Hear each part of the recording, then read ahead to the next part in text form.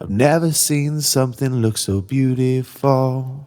So when I buy some silver plate, I think of my strategy in two different camps here.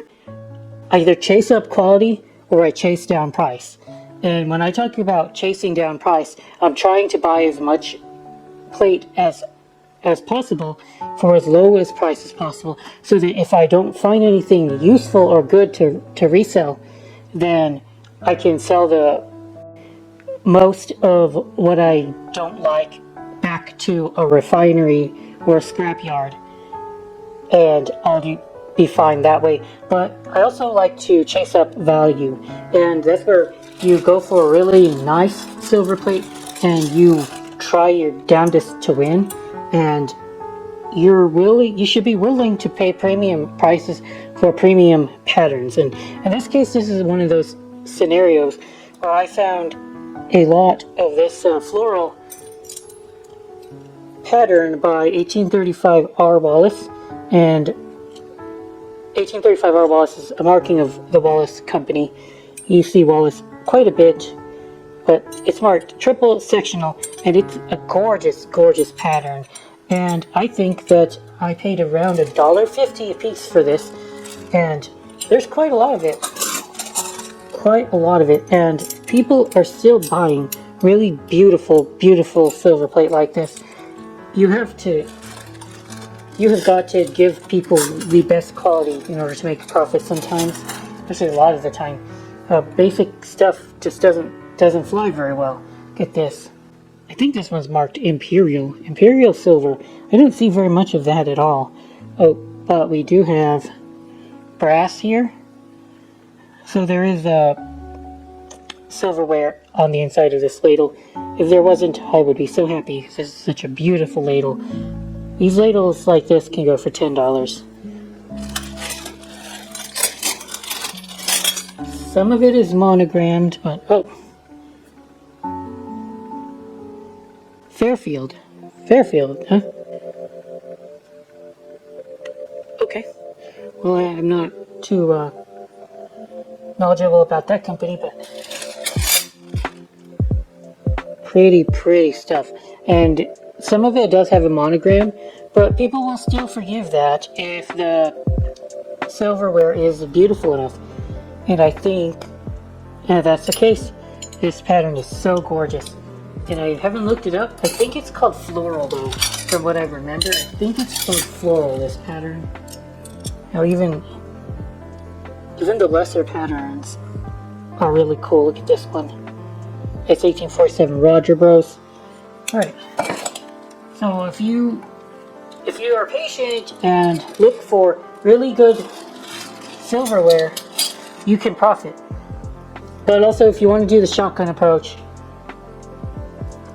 bid low on the large lot, and hopefully you'll find something. You'll just stumble upon it, something good by way of volume, and sell the rest back to the scrapyard.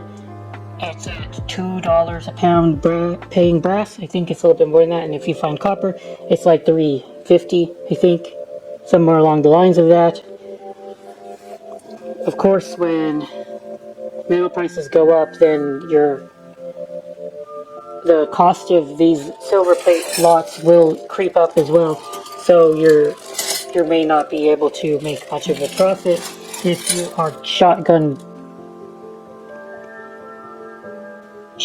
purchasing silver plate, if people are bidding on it a lot.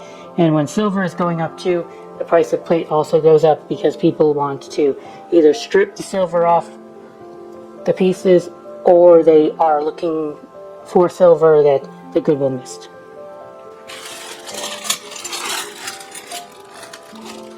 Yeah, a lot of it. I have a lot of this, so probably going to profit couple $100 once it's all said and done. So I have this. It's a really cool tankard, and what it is it is a reproduction of a Benjamin Franklin tankard. I don't know why they call it Benjamin Franklin tankard, but that's what the marking is BFD. And I think it's got something on the bottom here. Frankard, the Benjamin Franklin tankard, copyright 78. 1978, I guess. Maybe this was made for a special occasion. I don't know what. Maybe Benjamin Franklin's birthday, bicentennial or something like that. Wait, that doesn't make sense. He would be older than that. Tricentennial?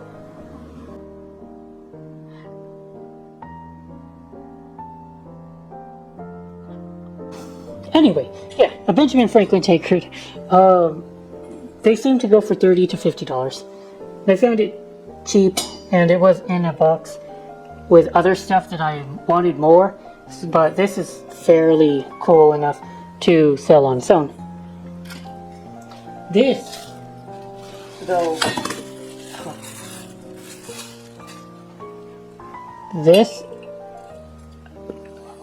well, guys, I believe that this is a vintage lamp? Oh, gas lamp? I can't believe I found it, but it is complete with a wick here, and I do believe that people would have used it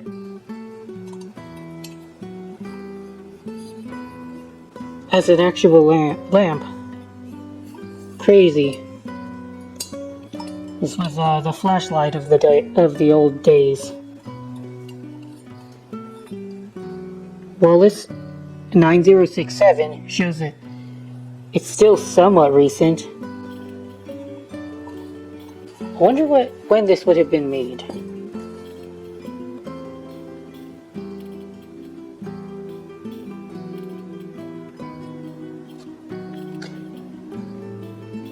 Oil lamp. Finger hold oil lamp. $30.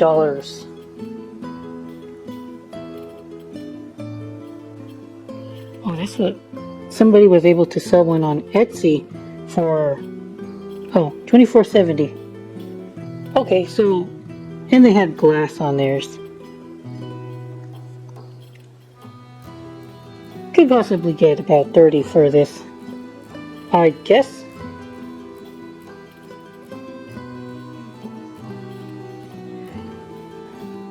The unfortunate thing is we don't have the chimney here. But this kind of thing, it comes and goes in style. So, yeah, I don't know. $30 Canadian. It's about 25 bucks. This is $22.50. So mine may be about worth that much. $20. Okay. Must be kind of common or has low demand, or else I'd expect it to be a little bit more valuable. And as you guys know, I love hotel plate. So let's go find some.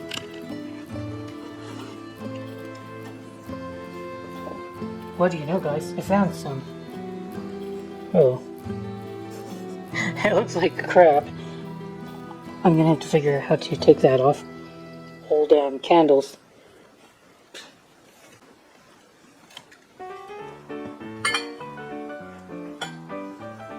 Four in total, actually. And I don't think the Goodwill protected them enough. They are very sturdy, I'm telling you what. But sturdy and hard pieces knocking against each other in shipping can still cause damage like this, and I'm kind of pissed off right now. I don't know if the Goodwill got it in this condition, but if they did and they ruined it for me, I'm kind of pissed. So what we're looking at is the Drake Oakbrook. The Drake Oakbrook, and these candle holders are dated 1968.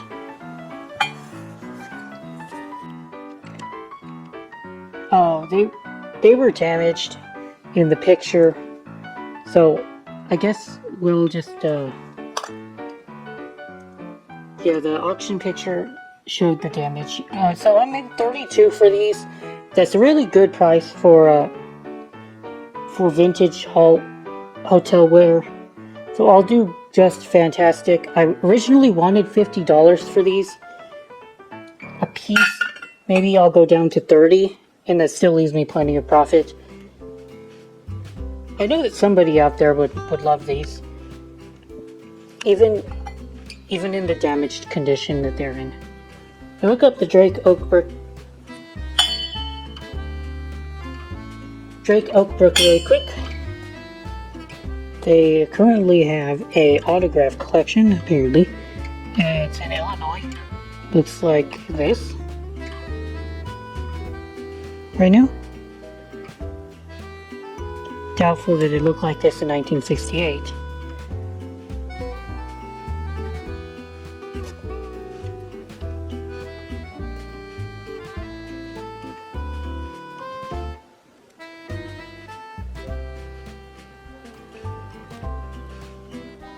See any AI mode.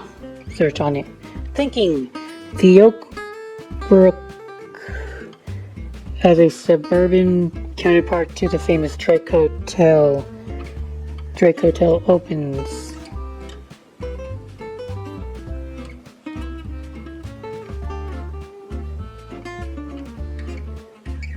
(1961).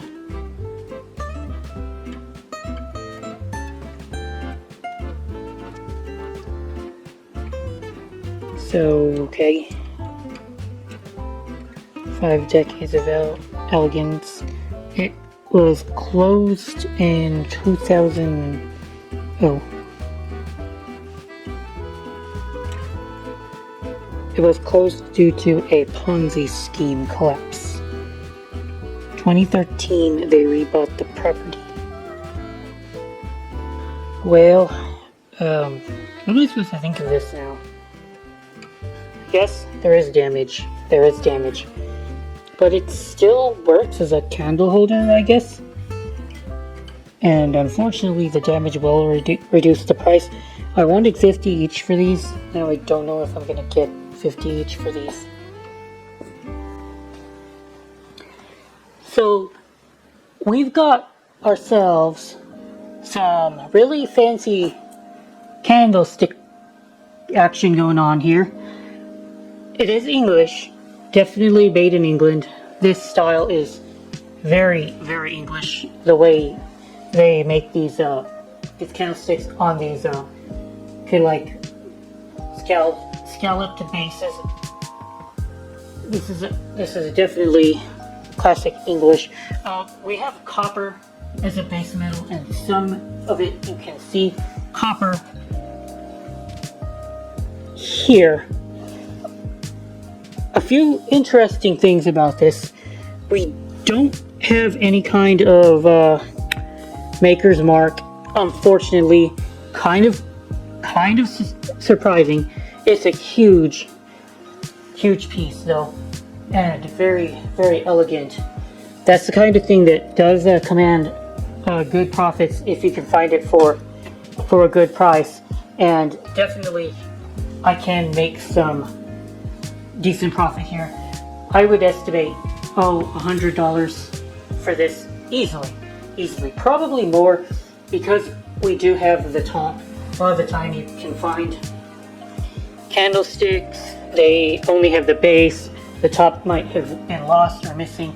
I was hoping to find something on the bottom to help out as well with a maker's mark, but no, all it says is 9 right here on the bottom. Yeah, I do believe this is still silver plate on copper, and there is one unfortunate thing happening with these, that the base is very odd, because look at that, guys. The base,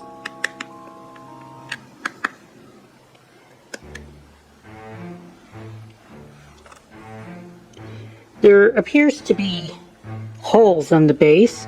I don't know why, and it's starting to lose its pitch. So pitch is starting to just drizzle out of this candlestick. Not good. Pitch is toxic, probably, and it'll eventually lose its integrity if all the pitch ends up leaving the candlestick. I don't like this at all. So what I'm going to do, I think, I'm going to take and trace. I am not a very good craftsman at all, and I don't like to do arts and crafts, but I think I'm going to take some kind of felt and trace along the bottom and try to stick some felt underneath there. A lot of the time you can find candlesticks with felt on the bottom. I don't know what happened to the felt on this one, if it had felt at one point, but I feel like it should have felt again. These spots, I don't know whether or not I should try to put metal back down here and try to cover up the spots where we're losing pitch. I feel like that wouldn't be a bad idea, but then I'd be working with metal, and I'm not a metalsmith at all. The best I can do really is I'm gonna glue a bit of felt on the bottom so we can get it to look better and cover the bottom. Hopefully, I don't know what else to do with it. It sucks. I'm not gonna spend a bunch of money on a professional repair. I ain't that kind of reseller, especially when the cost of repairing this by a professional, if they were to cover these up, they'd probably be well above the value of the piece once I sell it. So I don't think I would get more than 150 for this piece. I don't think it's going to go any higher than that. It's just it's definitely beautiful and quite a curiosity. I'll throw the second half of this video out next week. This is a great place to close it out for now, and I can't wait for you guys to join me next time. I do have much better things to show you this time. This was okay, but the cool stuff's next week. Thank you guys for watching. Good Marks gets out.